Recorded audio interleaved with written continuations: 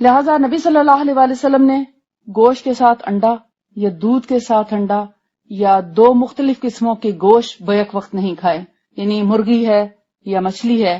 یا چکن ہے، مٹن ہے یا بیف ہے،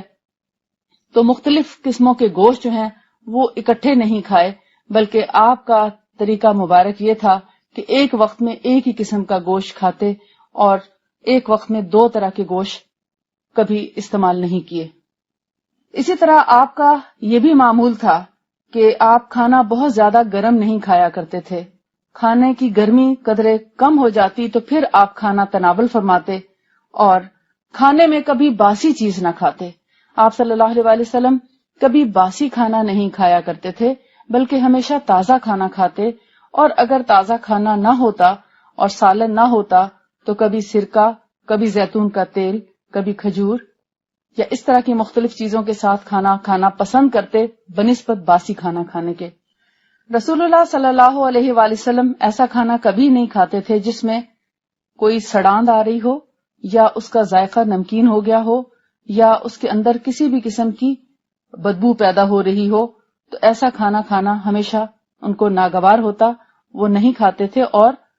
اس کے متعلق بات نہیں کرتے تھے یا اس کو زبان سے برا نہیں کہتے تھے، مگر اپنا ہاتھ کھینچ لیا کرتے تھے ایسے کھانے سے۔ لہذا آپ صلی اللہ علیہ وآلہ وسلم نے کبھی باسی سالن یا باسی پنیر بھی استعمال نہیں کیا، بلکہ ہمیشہ تازہ کھانا ہی پسند کیا، مگر سادہ کھانا پسند کیا۔ رسول اللہ صلی اللہ علیہ وآلہ وسلم کے کھانوں کے معاملے میں اگر ہم غور کریں تو ہمیں پتہ چلتا ہے کہ آپ صلی اللہ علیہ وآلہ وسلم سادہ کھانا کھاتے، ایک قسم کا کھانا کھاتے، ہمیشہ بھوک رکھ کے کھانا کھاتے اور تازہ کھانا کھاتے۔ یہ صحت کا بہت بڑا اصول ہے۔ اگر ہم چاہتے ہیں کہ ہم بیماریوں سے بچے رہیں اور بیماری ہمارے قریب نہ آئے تو ہمیں نبی صلی اللہ علیہ وآلہ وسلم کے کھانے پینے کی ان عادات کو اپنی زندگی میں لاگو کرنا ہوگا اور ان کے اس پہلو کی پیروی کرنی ہوگی۔ نبی صلی اللہ علیہ وآلہ وسلم ایک غذا کی تاثیر کو دوسری غذا کی تاثیر سے بدل دیا کرتے تھے، یا اگر ایک چیز گرم تاثیر کی ہے تو اس کے ساتھ دوسری کسی حد تک ٹھنڈی تاثیر کی چیز ملانے سے، ان دونوں کو ملانے سے جو اعتدال پیدا ہو جاتا ہے،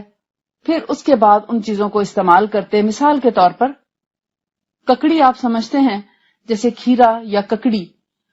تو ککڑی کے ساتھ آپ صلی اللہ علیہ وآلہ وسلم کھجور پسند فرمایا کرتے تھے، اور اسی طرح تربوز، واٹر میلن، اس کے ساتھ بھی کھجور پسند فرمایا کرتے تھے، اور آپ نے فرمایا کہ ہم کھجور کی گرمی کو تربوز سے اور تربوز کی ٹھنڈک کو کھجور کی گرمی سے معتدل کر لیتے ہیں۔ تو اس طرح کے دو چیزوں ملانے سے جو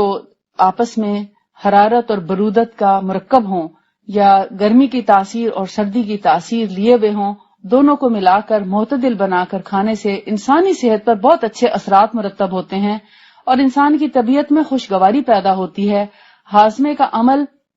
بہترین ہو جاتا ہے اور بہت سی بیماریوں سے انسان کو نجات ملتی ہے۔ رسول اللہ صلی اللہ علیہ وآلہ وسلم کو تربوز بہت پسند تھا، اور تربوز جو ہے وہ بہت سے فائدے لیے ہوئے ہے،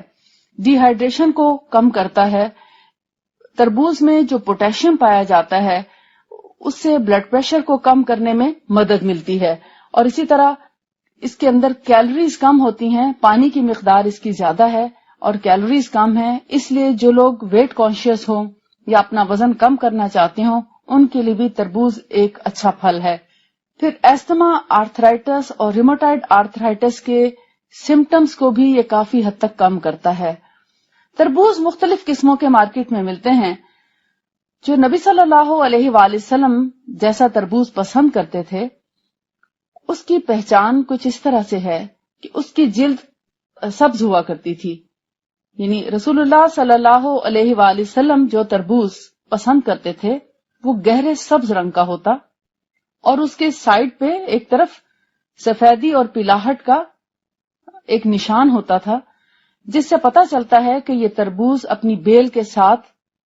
مکمل طور پر پکا ہے، اور اٹھانے میں وہ بھاری ہوتا، یعنی وزن میں زیادہ ہوتا، اور اس کے اندر اس کی جو کاشیں ہیں یا اس کے اندر کا گودا ہے وہ ڈارک پنک کلر کا ہوتا، گہرا گلابی رنگ ہوتا، اور اس کے اندر بیج ضرور ہوتے۔ آج کل آپ دیکھتے ہیں کہ مارکیٹ میں بہت سے ایسے پھل آ رہے ہیں جن کے بیج نہیں ہیں، یہ سیڈ لیس تربوز اب مارکیٹ میں آنا شروع ہو گئے ہیں۔ بہت سے لوگ اس بات سے خوش ہیں کہ بہت اچھا ہے، کھانے میں بیج تنگ نہیں کرتے، اور سیڈ لیس چیزیں جو ہیں وہ اس سے ہمیں کھانے میں بہت آسانی ہو گئی ہے اور بچے بھی بہت آسانی سے کھا لیتے ہیں۔ یہاں تک تو یہ بات درست ہے کہ سیڈ لیس چیزیں کھانے میں تو آسان ہیں، لیکن نبی صلی اللہ علیہ وآلہ وسلم اس طرح کے کھانے جس میں انسانوں کے فائدے کی بجائے اس میں نقصان ہو، مثال کے طور پر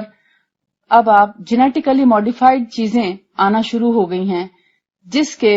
سائیڈ ایفیکٹس بہت زیادہ ہیں، اور ان میں یہ سیڈ لیس پھل بھی شامل ہیں، اور اسی طرح اور بہت سی چیزیں جو جینیٹیکلی ماڈیفائڈ کر دی گئی ہیں ان میں انسانوں کے صحت کے لیے بہت زیادہ مضر پہلو پائے جاتے ہیں۔